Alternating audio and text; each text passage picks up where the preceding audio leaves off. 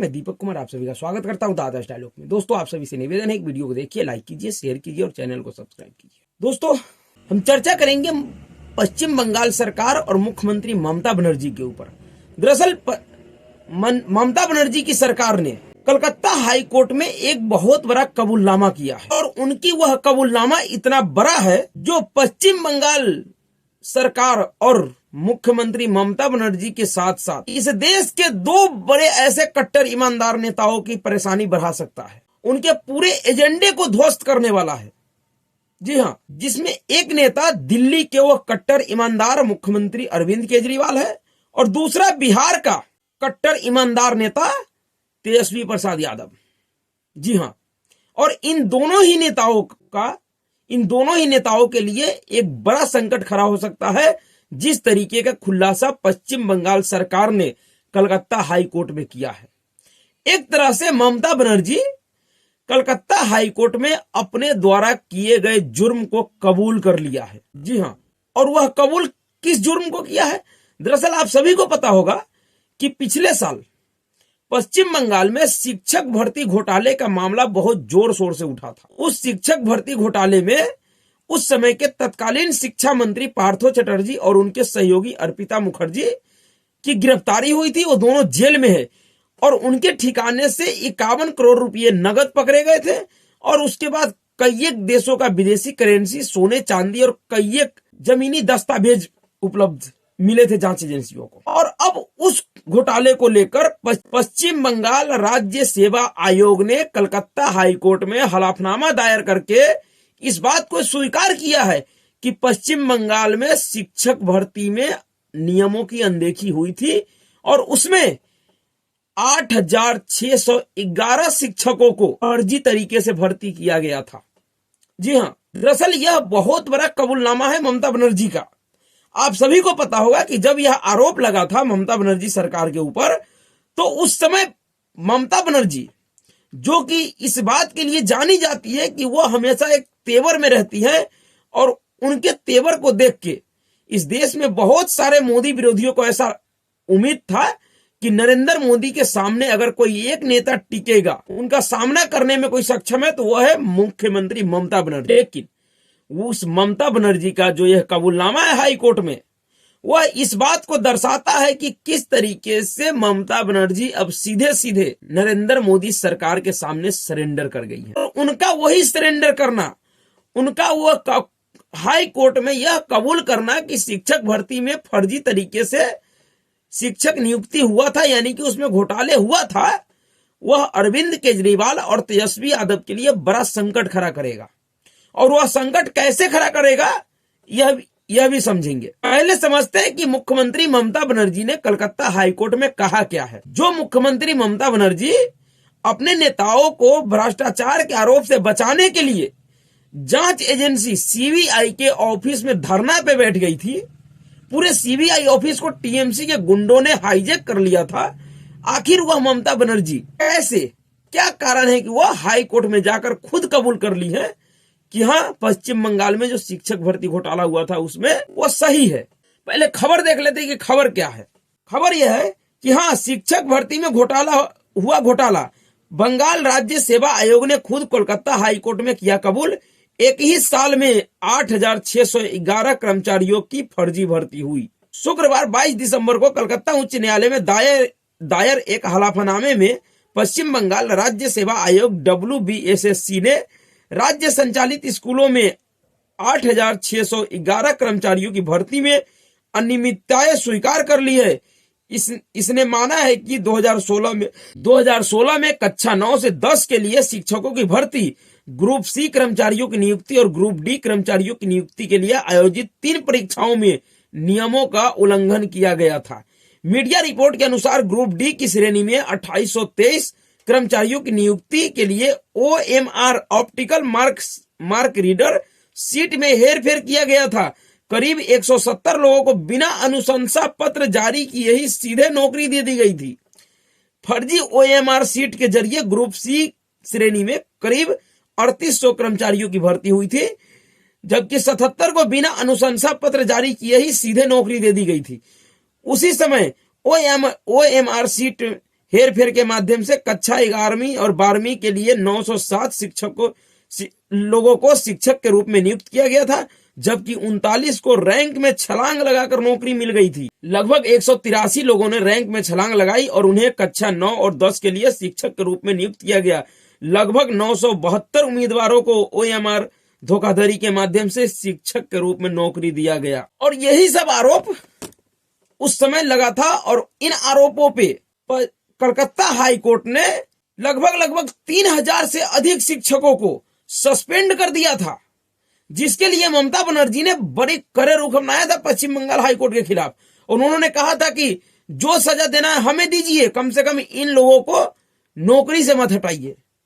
यहां तक उन फर्जी शिक्षकों का बचाव में ममता बनर्जी उतर गई थी। लेकिन अब वही ममता बनर्जी खुद से ही कलकत्ता हाई कोर्ट में यह स्वीकार कर ली है कि शिक्षक भर्ती में घोटाले हुआ था। और यह सिर्फ इस बात यहां तक नहीं रुकेगा कि ममता बनर्जी ने कबूलनामा कबूल कर लिया है।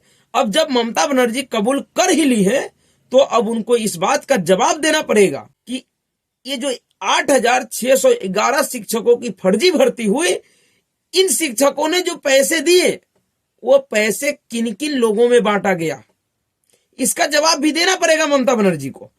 उसके बाद इस शिक्षक भर्ती घोटाले का तार ममता बनर्जी के भतीजे अभिषेक बनर्जी तक भी जुड़ा हुआ है।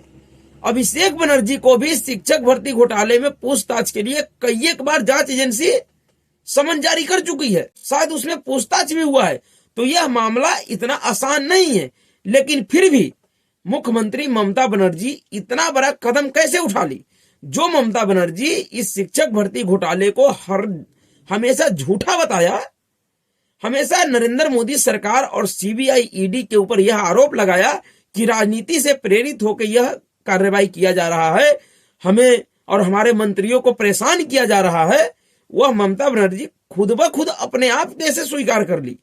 तो दरअसल इसके पीछे सबसे बड़ा जो कारण दिख रहा है, वह कारण यह है कि अभी कुछ दिन पहले, शायद 19 या 20 दिसंबर को, ममता बनर्जी अपने पूरे ग्रुप के साथ, उनका जो सांसद है उन सभी सांसदों के साथ नरेंद्र मोदी जी से एक अपने राज्य के लिए फंड मांगने के लिए मीटिंग किया था। उनके साथ जो मीटिंग हुई थी, उस मीटिंग का तस्वीर जो बाहर आया था, उस तस्वीरों को देखकर स्पष्ट लग रहा था कि नरेंद्र मोदी जी के पास जो इनपुट है जांच एजेंसियों का, जो पूरे शिक्षक भर्ती घोटाले के अलावा भी जो पश्चिम बंगाल में घोटाले चल रहे हैं, चाहे वो मनरेगा का हो, प्रधानमंत्री आवास योजना का हो, राशन घोटाला हो, या और भी जो गौ तस्करी का घोटाला हो, जिसके लिए प्रधानमंत्री नरेंद्र मोदी ने यह सब आरोप उनके ऊपर लगाया है, शायद उसमें जो जांच एजेंसियों को पुख्ता सबूत मिला है, वो सारे सबूत ममता बनर्जी के सामने रखकर फिर प्रधानमंत्री नरेंद्र मोदी ने उनको जलील किया। और उस तस्वीर को देखकर स्पष्ट लग रहा है कि नरेंद्र मोदी जी ममता बनर्जी को बहुत ही सख्त लहजे में समझाया है।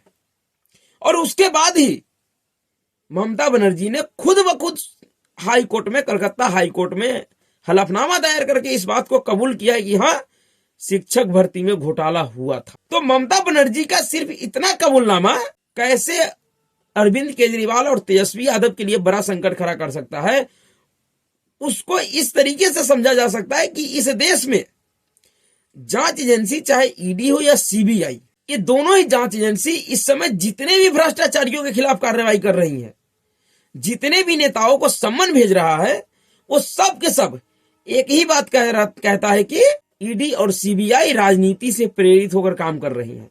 अब तक ममता बनर्जी भी यही कह रही थी, और इसी तरीके से अरविंद केजरीवाल भी कहता है, इसी तरीके से तेजस्वी यादव भी कहता है कि ईडी और CBI इस समय नरेंद्र मोदी के हाथ का तोता हो गया है। नरेंद्र मोदी जिधर कहता है उधर जाती है, उधर कार्रवाई करती है, और ये जानबूझकर परेशान किया जा रहा है। विपक्ष को खत्म करने का साजिश है।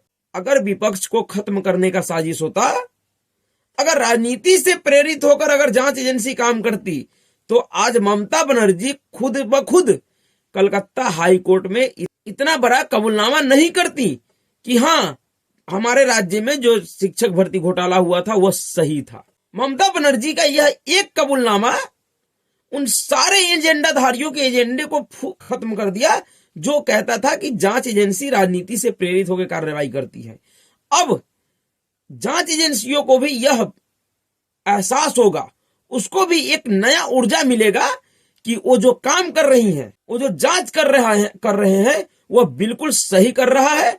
और इस देश में जिनके ऊपर भी भ्रष्टाचार का आरोप लगा है उन सभी के खिलाफ कहीं ना कहीं पुख्ता सबूत है, और इसलिए जांच एजेंसी उनके मामलों की जांच कर रही है, उनको गिरफ्तार कर रही है। वो अलग बात है कि अरविंद केजरीवाल के मामले में, शराब घोटाले के मामले में सुप्रीम कोर्ट ने भी इस बात को स्वीकार किया है कि इसमें 338 करोड़ रुपए का घोटाला हुआ है। उसके बावजूद अरविंद केजरीवाल बड़े ही बेशर्मी से कहता है कि ईडी का जो समन है वो गैर कानूनी है, शराब घोटाला ऐसा कुछ भी घोटाला हुआ ही नहीं है, झूठा मामला है, नरेंद्र मोदी हमारे पार्टी को खत्म करना चाहती है। लेकिन जिस तरीके से ममता बनर्जी, क्योंकि ममता बनर्जी से एक उम्मीद थी, इन सभी लोगों को ऐसा लगता था कि ममता बनर्जी एक बड़ा परिवर्तन कर देंगी। ममता बनर्जी एक ऐसी नेता है जो नरेंद्र मोदी से नहीं डरती है। लेकिन सिर्फ एक मीटिंग के बाद ही ममता बनर्जी ने जो रुख अपनाया है, उनका वह रुख स्पष्ट तौर पे इस बात को कहीं ना कहीं मजबूती प्रदान कर रहा है कि जांच एजेंसी जो कार्रवाई कर रही है वो ठीक कर रही है। किसी भी तरीके से वो राजनीति से प्रेरित कार्रवाई नहीं है, क्योंकि अगर राजनीति से प्रेरित कार्रवाई होता तो ममता बनर्जी किसी भी तरीके से खुद व खुद हाई कोर्ट में इस आरोप को कबूल नहीं करती कि हां हमारे राज्य में घोटाला हुआ है। और जब एक घोटाले को उन्होंने कबूल किया है तो आने वाले दिनों में आपको दिखेगा कि जितने भी आरोप ममता बनर्जी सरकार पे लग रहा है, क्योंकि उस सभी आरोपों में जांच एजेंसियों के पास पुख्ता सबूत हैं, गवाह हैं, डिजिटल एविडेंस है, पैसों का लेन देन का पूरा हिसाब है, तो उससे मुकरना असंभव है किसी भी दोषी के लिए।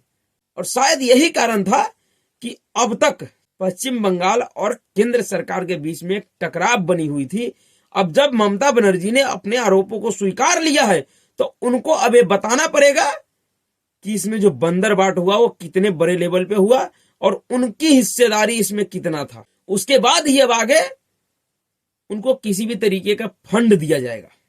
जब तक वो इन सभी घोटालों को सही से निपटारा नहीं कर देती है, जिस तरीके से इस घोटाले को स्वीकारी है, अनेक घोटाले को भी नहीं स्वीकारती है, उसमें सहयोग नहीं करती है, क्योंकि 2 दिन पहले ही कलकत्ता हाई कोर्ट के मुख्य न्यायाधीश जस्टिस गंगोपाध्याय ने, अभिजीत गंगोपाध्याय ने यह टिप्पणी किया था कलकत्ता सरकार पे, यह टिप्पणी किया था पश्चिम बंगाल सरकार पे कि पश्चिम बंगाल में सीबीआई वाले भी अपना 3-4 पुलिस स्टेशन बना ले, क्योंकि पश्चिम बंगाल पुलिस पूरी तरीके से टीएमसी के कार्यकर्ता की तहत के जरिए जैसे काम कर रही है। वह भ्रष्टाचार में घिरे हुए नेताओं के खिलाफ कोई जांच हो उसमें सहयोग नहीं करता है। तो यह कबूलनामा ने उन कपिल सिब्बलों का भी हवा निकाल दिया और उन तमाम एजेंडाधारियों का जो सुप्रीम कोर्ट में जाके कह रहे थे कि ईडी गलत तरीके से कार्रवाई कर रही है, राजनीति से प्रेरित होकर कार्रवाई करती है और विपक्षी दलों को डराती है, धमकाती है। ईडी के ऊपर अंकुश लगाने की आवश्यकता है। तो मुख्यमंत्री ममता बनर्जी ने उस एजेंडा को भी ध्वस्त कर दिया है जिसको लेकर जांच एजेंसी और भारत सरकार को बदनाम करता रहा है ये पूरा इंडी गैंग। तो एक तरीके से ममता बनर्जी ने बिल्कुल पूरे एजेंडे को ही ध्वस्त कर दिया है। अब ये लोग किस मुंह से, तो ममता बनर्जी वो भी पेटिशनर है इस ईडी के मामले में सुप्रीम कोर्ट में, अब वो किस मुंह से जाएंगी सुप्रीम कोर्ट? कैसे कहेंगी कि मुझे परेशान किया जा रहा था, जबकि वो खुद ही आरोपों को जब स्वीकार ली है तो वो तो कह नहीं सकती हैं। अब बाकी लोग भी अगर कहेंगे तो उदाहरण दिया जाएगा पश्चिम बंगाल का कि किस तरीके से पहले विरोध करती रही ममता बनर्जी और बाद में जब उनको लगा कि इन मामलों से बचने का कोई रास्ता नहीं है तो उन्होंने आरोप को स्वीकार कर लिया। इनका यह स्वीकारोक्ति उस पूरे एजेंडे को ध्वस्त कर दिया, जिस एजेंडा को आगे करके इस देश के जांच एजेंसियों का पर कतरवाने का साजिश कर रहा था इंडिया अलायंस के लोग। तो अभी के लिए इतना ही। अगर आपको वीडियो अच्छा लगा तो वीडियो को लाइक कीजिएगा, शेयर कीजिएगा और चैनल को सब्सक्राइब कीजिए। नमस्कार।